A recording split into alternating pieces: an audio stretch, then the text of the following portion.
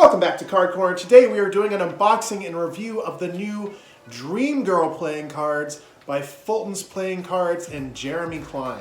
All right, we have one deck of the Jeremy Klein and Fulton collab deck, Dream Girl. I'm not familiar with Jeremy Klein or his work. Apparently he's some sort of iconic skateboarder.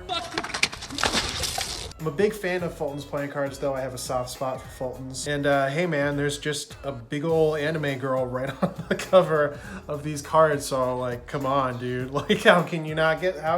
I'm pretty excited for this one. It's got a pull tab here so you can open your cards nice and easily. So the front and the back of the tuck box features the back design. We get some nice embossing on the tuck as well. On the sides here, it says Jeremy Klein. I'm pretty certain these are not USPC. They might be a manufacturer from China, but I will have to double check to see if I can find any information on that. No manufacturing information on the tuck box itself.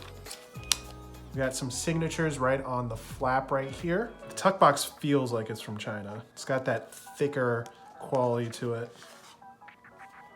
All right, we got two ad cards here that feature a montage of, I'm guessing, Mr. Jeremy Klein skateboarding. On the back here, we get another image of him skateboarding. This card here says, Jeremy has been a pro skateboarder since 1990. He still hates vegetables and loves candy. I mean, I'm with you on the candy, but like, dude, there's some really good vegetables. Broaden your horizons, Jeremy. Eat some vegetables. They're really tasty. There's the back design. Just big old anime girl. Sick. Nice color in the fans. I like this blue border that we get. Pairs well with the yellow going into the green over here. Makes for pretty fans, but just barely peeking out. We have some relatively thick borders on the side here. So far, these feel, and this is gonna sound weird, but they smell just like the Fontaine Missing collab. Ace of Spades features the same design with this kind of spacey background. There's the number cards. If I'm being honest, I'm not sure how I feel aesthetically and design-wise on these pips and just the font over here. The font's okay, but I'm not sure how I feel about the pips. This jack features more of a hand-drawn version of the back design. So that's the version we get for the spades here. The hearts are a more normal version with just different backgrounds. Diamonds feature this skull rendition of it. I like that a lot. I really like the backgrounds as well. And the clubs feature, I guess, an even more hand-drawn version. They have words on it like Mark, Lust, Tokyo, Reunion. Here are the jokers. It says Jeremy Klein features some vegetables, smoking cigarettes with blindfolds in a firing squad line. My guy, you don't like asparagus or broccoli? Come on, dude. They're delish. These aren't the thickest stock, but they're certainly not super thin. The deck itself is a little bit chunky. A solid medium stock, I'd say. They do have a little bit of that chalky feel to them. So I'm really gonna have to break these in and handle them for a while before I know how I feel about them. I've opened many decks this year in the same style of stock and finish. Some I liked, some I really didn't like. So these really depend on how well they break in for me. All right, let's just get right into an out-of-box rating. Back design. I mean,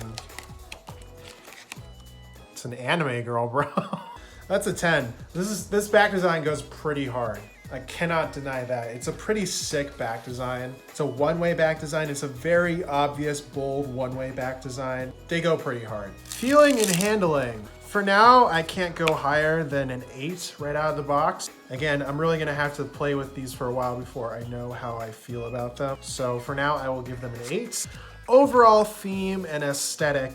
I really like the back design. I like aspects of the court cards. I'm really not crazy about the style of the pips. They're just a bit too corny for me, I think.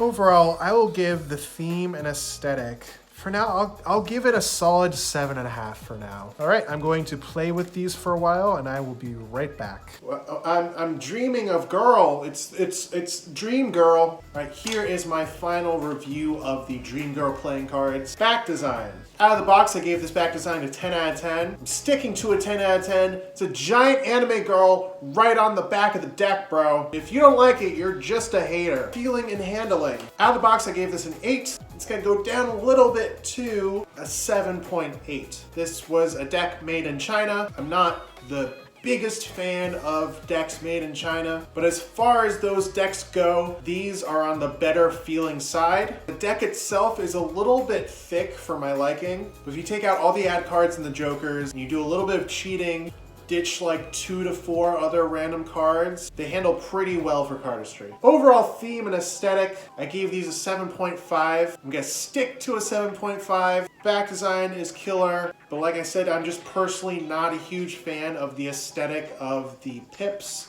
and the numbers. Overall, that brings us to a total score of 8.4, which is pretty good. It's a very good score right there. Like I said, I have a soft spot for Fulton's playing cards. Overall, I'm pretty happy with this deck. It looks pretty nice for cardistry. Fulton, keep up the good work. And Jeremy Klein, eat a goddamn vegetable. You 5 years old? What else do? You not eat the crust on your pizza? Eat some goddamn asparagus. Might make you pee funny, but it good.